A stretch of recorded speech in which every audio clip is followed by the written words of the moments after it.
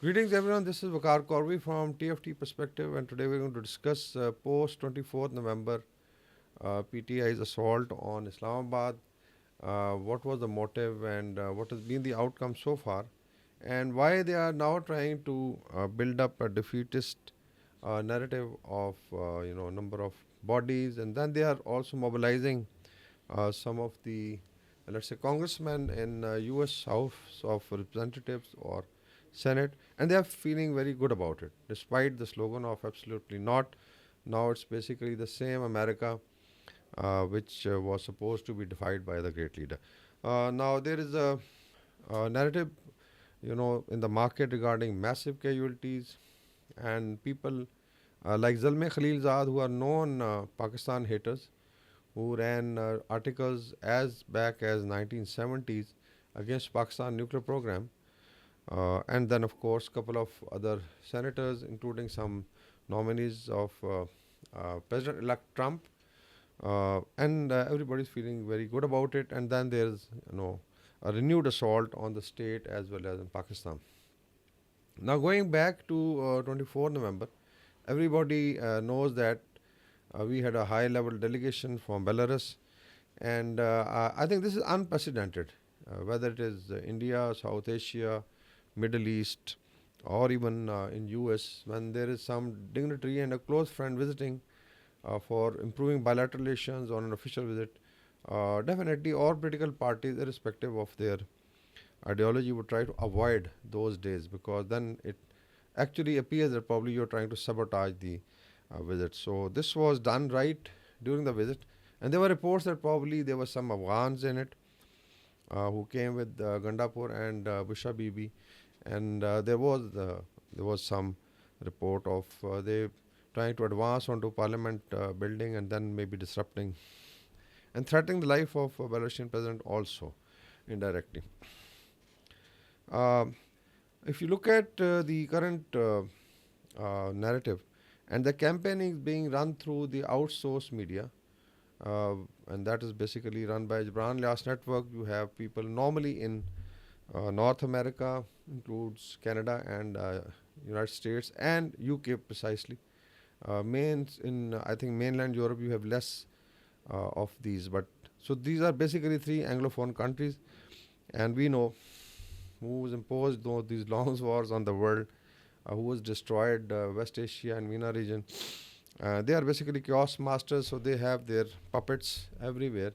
And now these pseudo intellectuals are trying to become those puppets. I'm sure they get a lot of dollars, and then also support from the Goldsmith, network. We are in the post-truth era, where I think people have become digital tribes, especially those who are uh, omnipresent on the social media. So it's very difficult to convince the other side. Digital tribes mean that irrespective of what garbage is thrown by one side on the other, it will be accepted as gospel's truth. So that has been the unfortunate part. But definitely PTI had, a lot of following in the youth, abroad as well as in Pakistan, and at times they would take it blindly. Then of course is the notion by the PTI that's IK or bust. Somebody said that Imran Khan hai to Pakistan, as if he's not there, Pakistan can go to hell, something like that. So that is unfortunate. It never happens, I think, anywhere. Even political leaders have been sent to guillotines, but never this narrative was thrown by any nation.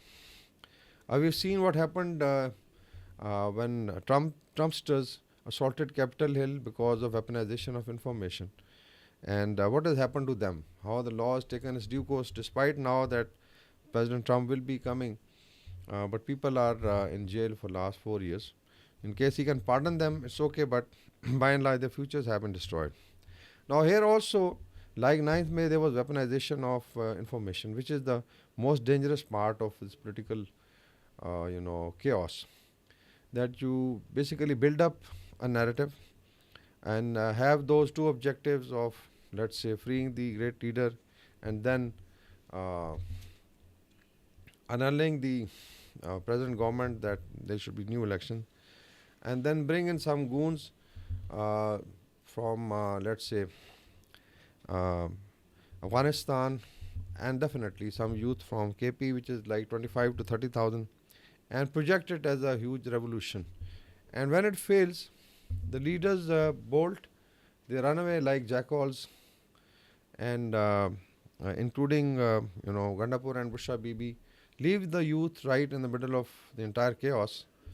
And when the state starts stopping it, then you build up the case, that there were high-handedness and why goli kyun chalai and all that. And 9th May it was that goli kyun nahi chalai. So basically, it's, I would say, a defeatist mentality.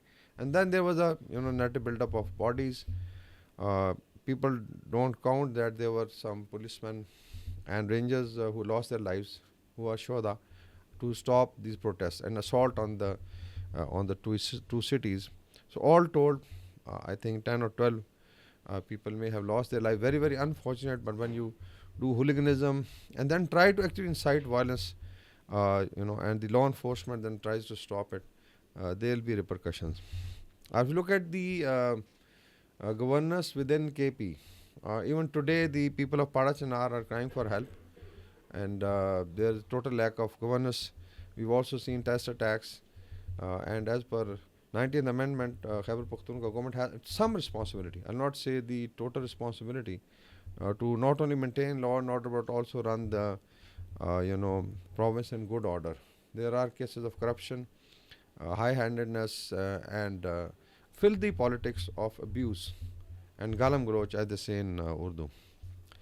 So, if you look at the total cost of this entire circus from 24th to 27th of November, by the PTI, it was costing almost 190 billion rupees per day for Pakistan. So, if you calculate plus and minus, it runs into, I would say, $1 billion at least in terms of dollars for Pakistan.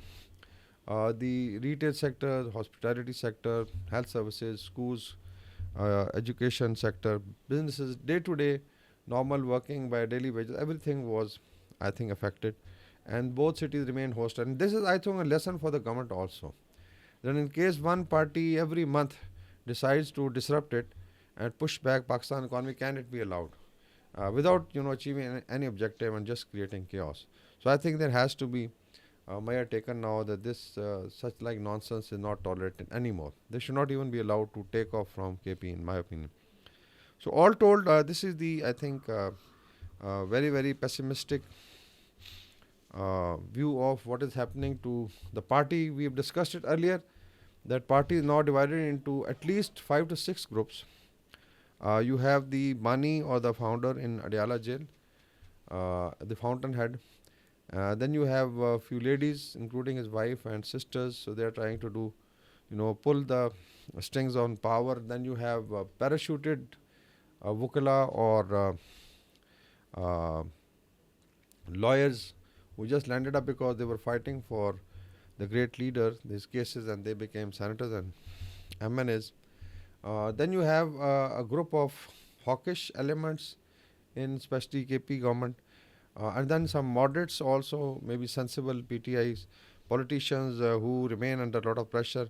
And then I think the largest or the strongest group is the one which handles the social media, because mainly the party runs on social media. If you look at Islamabad, Pindi, Lahore, even Khyber Pakhtunkhwa, people go to their lives daily in a normal fashion. There is no resentment as such.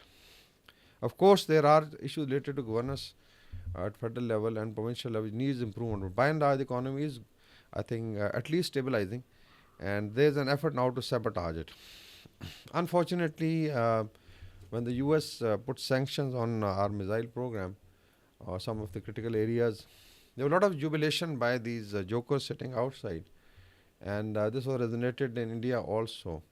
And inadvertently, they actually, I would say, they established Pakistan nuclear deterrence at global level, because they created so much of hype that probably this is going to threaten the United States, including, I would say, the US government. Mr. Biden's team came under pressure because of some of the lobbyists. So Indian media made a lot of noise, and then it was, I think, PTI who did most of the damage.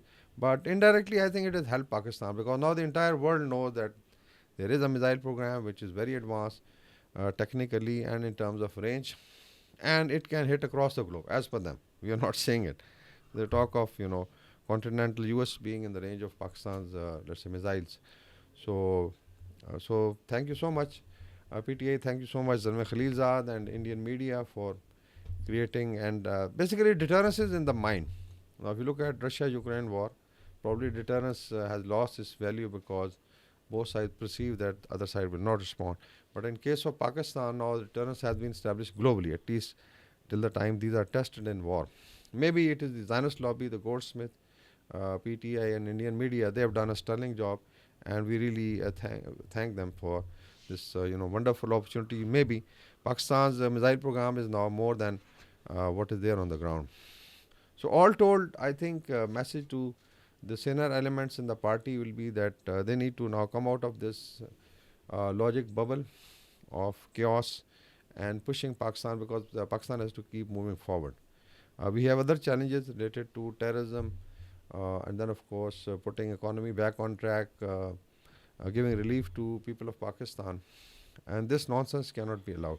So they should join the mainstream politics as the other parties, and then maybe have a better political discourse, and they should also disown these jokers, especially Gibran Lias network, who are dealing actually a huge blow to party's position in Pakistan, because you spew too much of hatred against the armed forces. I'm surprised that some of the, I would say, runaway veterans are second generation veterans, and they are also maligning. So it means basically they are maligning their own,